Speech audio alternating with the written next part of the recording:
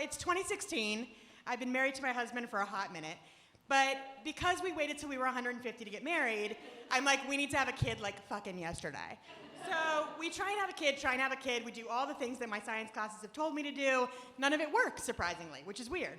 So then I think, well, what did my junior high school friend Sophia Bishop tell me to do? We almost had sex in a hot tub, and I still didn't get pregnant. So I was like, that's strange. I'll try science. So I go to the doctor, and they're like, you can't have a kid. We don't know why. And I was like, can we do something about it? And she's like, you could try IVF. And I was like, but what's it going to fix? She's like, I don't know. And I was like, okay, that doesn't seem great. So I started the IVF process, and it took me a really long time. And there was, some heartbreak. It worked out, and then it didn't work out, and then it really worked out, and then it really didn't work out.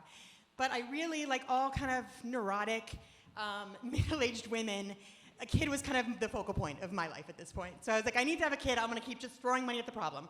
So I go to UCLA, and I meet this IVF doctor, Dr. Alsafi, who I love instantly. He's a little uncomfortable, doesn't really like comedy that much, so I'm like, I'm gonna make you love me.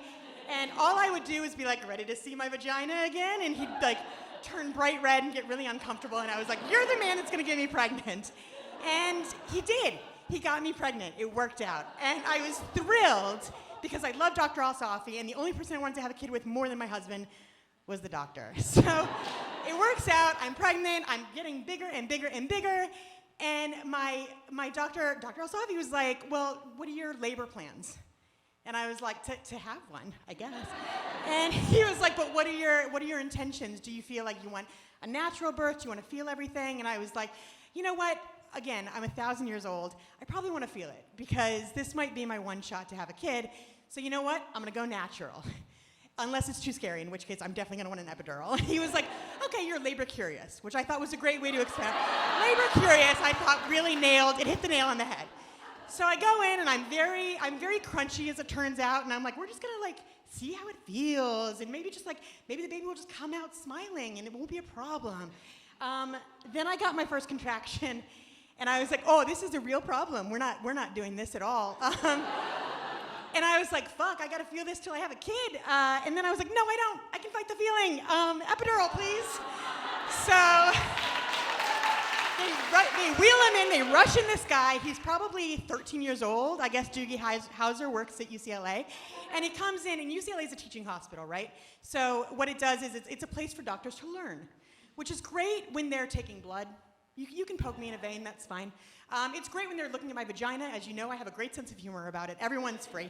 It's not so great when it's an epidural, because I'm standing there, I'm having really bad contractions, and I'm hunched over in the worst pain of my life, and I hear an old female doctor who I haven't actually seen just be like, no, not there. No, to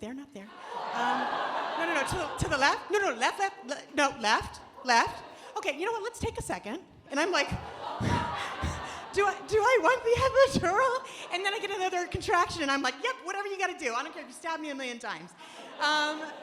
And he ends up finally, we get through it, we both, I imagine, grit our teeth and bear it, and he gets the epidural in, and it's the greatest goddamn feeling. I don't know even if you can't have a child, I highly suggest an epidural.